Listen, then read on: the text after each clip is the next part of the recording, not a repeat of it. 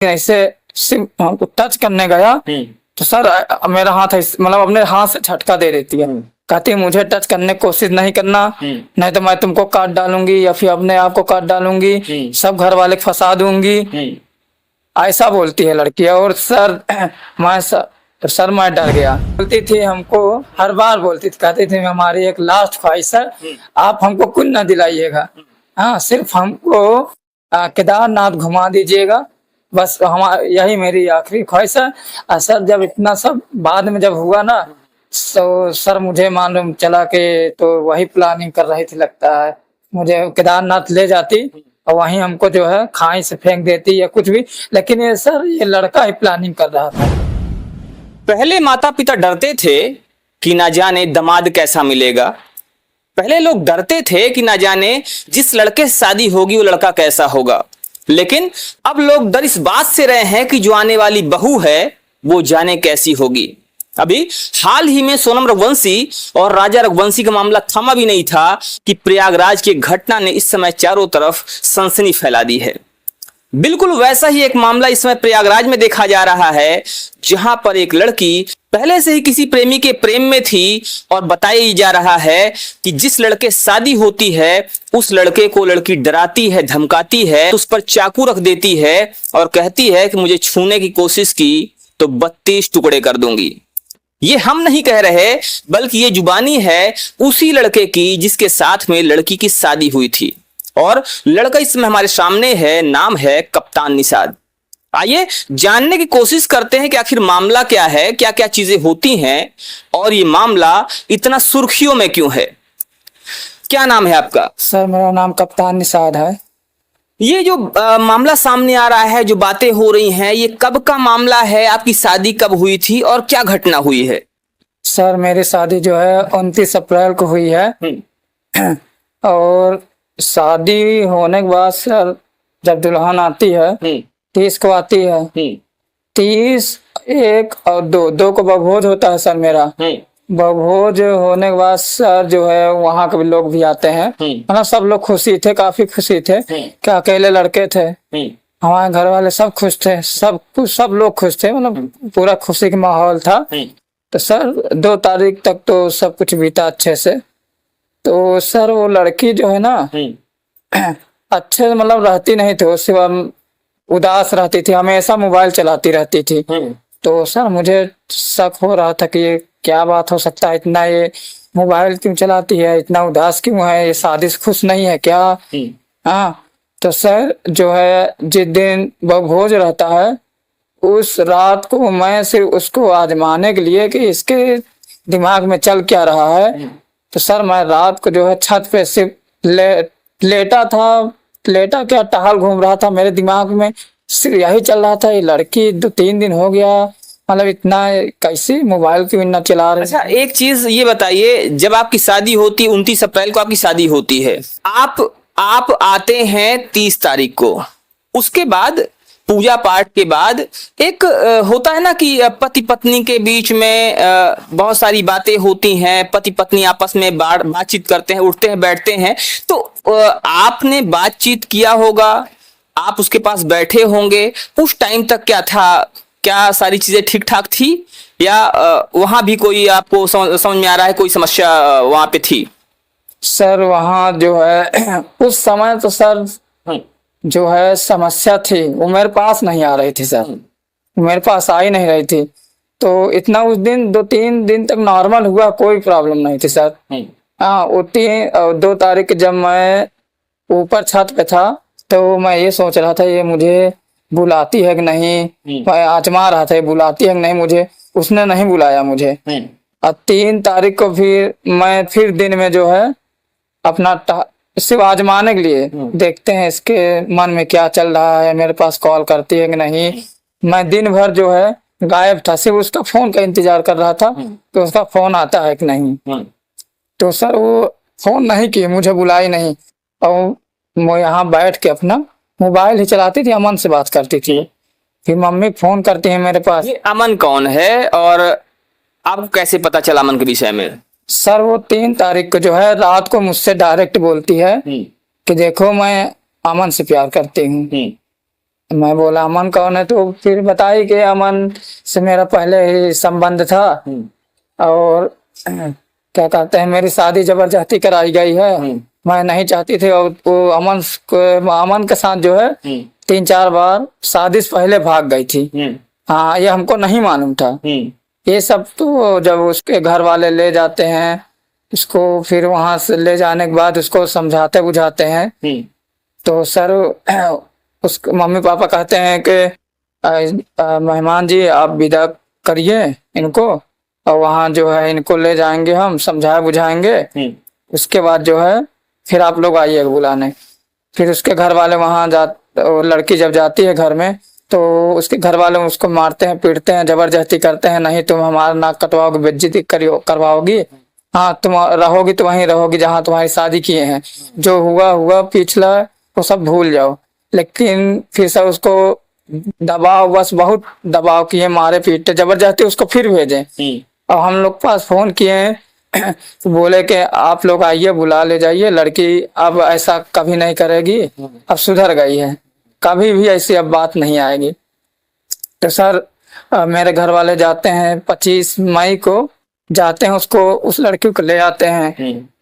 तो फिर आती है सर, तो फिर उसका वही बिहेवियर था, मतलब वो बदली नहीं थी। उसके घर वाले बस झूठ के बोल रहे थे कि नहीं लड़की मेरी सुधर गई, आप लोग ले जाइए, तो वो लड़की सुधरी नहीं थी।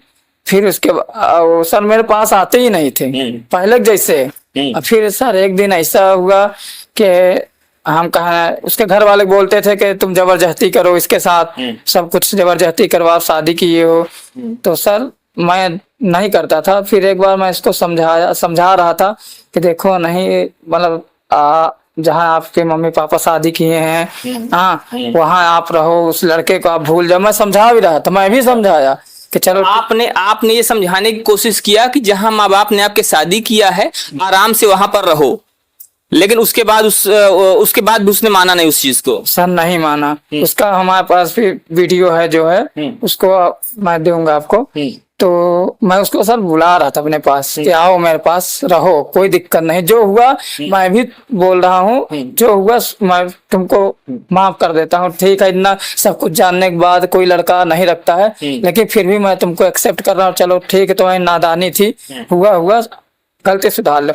लेकिन सर वो मैं फिर उसको एक दिन ऐसे सिर्फ टच करने गया तो सर मेरा हाथ मतलब अपने हाथ से झटका दे देती है, कहती मुझे टच करने की कोशिश नहीं करना, नहीं तो मैं तुमको काट डालूंगी या फिर अपने आप को काट डालूंगी, सब घर वाले फंसा दूंगी, ऐसा बोलती है लड़की। और सर मैं डर गया। हाँ, इतना होने के बाद फिर एक दिन सर मैं ऐसे ही लेटा था तो आती है, फिर चाकू लेके आती है, कहती है कि अमन तो अब मुझे रखेगा नहीं, हाँ अमन से जो है आप मेरी बात कराओ। चाकू रख के अमन से बोलती है, अमन से बात कराओ, हाँ अमन से तुम बात करो, ऐसा जैसे जैसे मैं बोल रही हूँ वैसे से तुम बोलो, हाँ कि नहीं मैं इसके साथ संबंध नहीं बनाया, हाँ नहीं तो मुझे रखेगा नहीं, आप झूठ बोलो, और आपकी शादी हुई है 8 साल पहले, आपकी लड़की है। सर वो मुझसे ऐसा सब मतलब ये चीजें आपसे जबरदस्ती बुलवाई जा रही थी कि आप ये चीज बोलो? जी सर, ये जबरदस्ती बुलवाई जा रही थी सर। तो फिर मुझे मजबूरन वो लड़के से बात कराना पड़ा। और उसके बाद सर वो जो है मैं सो गया तो रात के सर जो है, अब मैं सर थका था, दिन में काम किया था उस टाइम, तो सर वो रात में मैं सो गया। रात में जो है इधर बाथरूम रूम है, रूम से अटैच बाथरूम है, बाथरूम का दरवाजा, ये वाला दरवाजा खोल के बाथरूम के दरवाजे से होते हुए बारजे पे जाके उधर कूदती है। कूदने के बाद सर वहाँ जाती है, इधर होटल एक है, वो होटल सर, उस होटल में दिन में तो इतने समय एक तरह से बंद हो गया होटल, महाकुंभ में वो चलता था होटल।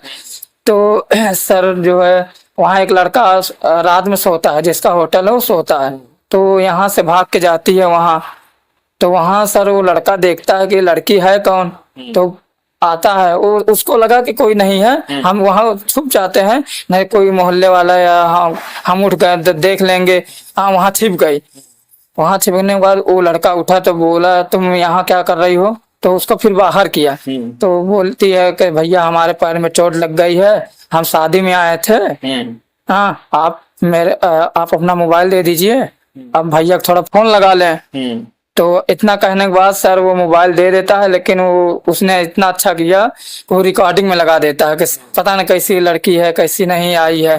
फिर वो सर डायरेक्ट अमन के पास कॉल करती है, अमन से को बात करने के बाद बुलाती है, पूछती है कहाँ हो तुम, अभी कहाँ पहुंचे हो। तो अमन जो है तो बात करता है कि तुम कहाँ हो, तो बोलती है महर्षि चौराहे पे हैं।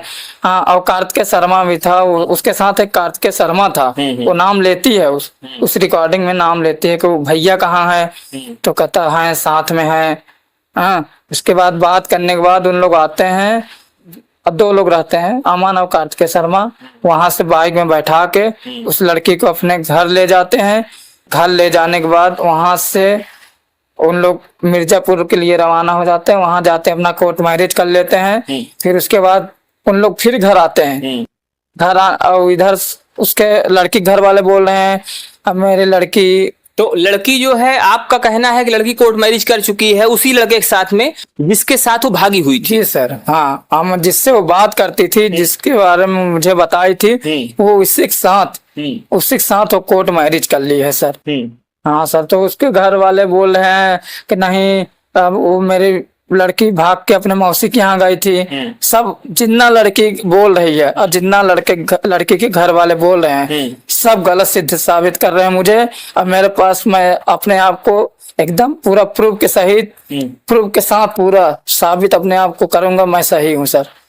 अच्छा, जब आप लोगों की शादी की बात शुरू हुई तो क्या उसके बाद से आपकी बातचीत भी शुरू हुई थी लड़की के साथ में? चूंकि आजकल देखा जा रहा है जैसे लड़की से शादी की बात शुरू होती है, शादी लग जाती है, तय हो जाती है, तो लड़की लड़के बातचीत करना शुरू कर देती। क्या ऐसा आपके साथ भी होना शुरू हुआ था क्या? जी सर, हाँ, मोबाइल हम दिए थे जो है उसको, अपने तरफ से मोबाइल भी दिए, सिम भी दिए। हाँ, तो सर जो है, लेकिन वो हमको एक बार बोल रही थी कि, एक बार नहीं कई बार बोली। अच्छा, आपने मोबाइल दिया कब था? सर जो है 15 दिसंबर सगाई के दिन दिए थे। जब आपकी सगाई तय हुई तब आपने मोबाइल दिया था। फिर उसके बाद क्या हुआ? क्या बातें होती थी मोबाइल पे, आपकी फोन पे मोबाइल देने के बाद? मोबाइल देने के बाद सर यही सब सिर्फ और सिर्फ मतलब खाना आप खाए, हाँ मैं बोलता था, मतलब 5 मिनट बात करती थी। उसके बाद बोलती थी कि ठीक है मैं थकी हूँ, मुझे नींद आ रही है, मैं जा रहे हैं सोने। तो मैं बोलता ठीक है भाई आराम करो। सर, तो ये बातें होती थी कि खाना खाए कि नहीं खाए, फिर उसके बाद बता देती मैं थकी हुई हूँ। क्या भविष्य को लेकर भी कोई प्लानिंग होती थी? क्योंकि ऐसा अक्सर देखा जाता है कि जब भी लोग शादी करने के लिए मतलब उनकी तैयारी हो जाती है तो लोग भविष्य की बातें करते हैं कि आगे आने वाले समय ऐसा करेंगे, ये करेंगे, वो करेंगे। क्या ऐसी भी कोई बातें, ऐसी कोई प्लानिंग होती थी भविष्य को लेकर? जी सर, वो बोलती थी हमको, हर बार बोलती थी, कहती थी हमारी एक लास्ट ख्वाहिश है, आप हमको कुछ न दिलाइएगा, हाँ सिर्फ हमको केदारनाथ घुमा दीजिएगा, बस हमारी यही मेरी आखिरी ख्वाहिश है। सर जब इतना सब बाद में जब हुआ ना, तो सर मुझे मालूम चला कि तो वही प्लानिंग कर रही थी, लगता है मुझे केदारनाथ ले जाती और वहीं हमको जो है खाई से फेंक देती या कुछ भी। लेकिन ये सर ये लड़का ही प्लानिंग कर रहा था, लड़का ही प्लानिंग किया। तो वो प्लानिंग करती थी कि मेरी ख्वाहिश है कि मुझे केदारनाथ घुमा देना। तो क्या वो शादी के बाद हनीमून की बात कर रही थी या भविष्य में कभी केदारनाथ की बात कर रही थी घूमने की? नहीं सर, यही शादी के बाद ही, भविष्य नहीं, 2-4 साल नहीं, शादी के बाद तो 10-15 दिन, जो भी अपना 2-4 दिन बाद, हाँ अभी की बात कर रहे थे। वो पहले ही निपटाना चाहती थी हमको, 2-4 साल बाद हमारे। तो यहाँ पर ये एक बड़ी बात है, बड़ी बात सामने आ रही भी। हाल ही में सोनम रघुवंशी और राजा रघुवंशी केस सामने आया, जिसमें दोनों हनीमून पे जाते हैं और वहां पे सोनम रघुवंशी ने राजा रघुवंशी को एक तरह से गायब कर दिया। ये कहा जाए कि काफी दिन तक तो पता ही नहीं चला। और यहाँ पर कप्तान का भी कहना है कि हमसे वो बार बार केदारनाथ जाने की मांग कर रही थी। वो कह रही थी कि शादी के बाद हमारी ख्वाहिश है कि हमें केदारनाथ ले चलना और हमें केदारनाथ जरूर घुमा देना। और अब जब ये मामला सामने आया है, जब ये घटना इस तरह से हुई है, उसके बाद कप्तान का कहना है कि हमें कहीं ना कहीं वही घटना याद आ रही है जो राजा रघुवंशी के साथ हुई, और हो सकता था कि अगर भविष्य में हम उसको ले जाते तो हो सकता था कि वो खाई में धक्का दे देती या कुछ ऐसी घटना कर देती। तो अभी वर्तमान में क्या उनके लड़की घर वाले क्या चाहते हैं और आप लोग क्या चाहते हैं? क्या अभी वो लोग चाहते हैं कि फिर से आपके साथ भेजें लड़की को, या क्या वो चाहते हैं कि जो शादी है बरकरार रहे, या आप शादी वो यहाँ पर कैंसिल करना चाहते हैं? सर देखिए, उन लोग अब ये चाहते हैं कि हमारी लड़की तो अब रहेगी अमन के साथ। हाँ, अब हमारा सामान जितना दहेज हम दिए हैं वो मिल जाए, हम अमन को दे दें, अब वो वहीं रहेगी। हाँ, तो सर यही उन लोग चाहते हैं कि बस मेरा दहेज का सामान मिल जाए, मतलब झूठ झूठ बोल के सोच रहे हैं मुझे दहेज के सामान मिल जाए, तो ये वही अब चाह रहे हैं। लेकिन सर अब मैं तो गलत नहीं हूँ, मेरे साथ अन्याय हो रहा है, मेरे साथ हमारी तो इतना बदनामी हो गई, हमारे साथ भी सर न्याय होना चाहिए। हाँ, मैं तो गलत नहीं था, तब भी मुझे इतना गलत कर रहे हैं, सब लोग बदनाम कर रहे हैं। तो अब आप क्या चाहते हैं? जैसे आपने कहा कि आपकी बदनामी हुई, आपके साथ अन्याय हुआ, आप क्या चाहते हैं कि आपके साथ न्याय कैसे होना चाहिए? सर सर मेरा जितना खर्चा हुआ है सर मुझे मिलना चाहिए, उन लोग का जितना दहेज का सामान है मैं दे दूंगा, लेकिन मेरी बदनामी हुई है, मेरी ना गलती होने की वजह से। हाँ, अगर मेरी गलती होती तो मैं सजा भोगने के लिए तैयार था, मेरी गलती नहीं है सर, मुझे न्याय मिलना चाहिए और मेरा जितना खर्चा हुआ है मुझे भी मिलना चाहिए। तो ये लड़के का कहना है, ये वही लड़का है जिसके साथ ये घटना हुई है। लड़के कहना है कि हमारे साथ अन्याय हुआ, हमारे साथ एक तरह से हमारी बदनामी हुई, समाज में हमारी इज्जत खराब हुई, और उसका क्या है? अगर जब बात पैसे की आती है, जब बात आती है दहेज की, वो हम वापस कर देंगे, लेकिन इस बात का भी ध्यान रखा जाना चाहिए कि जो हमारी इज्जत है, हमारी मर्यादा है, और साथ ही साथ जो हमारा पैसा खर्च हुआ है उसका भी हिसाब होना चाहिए।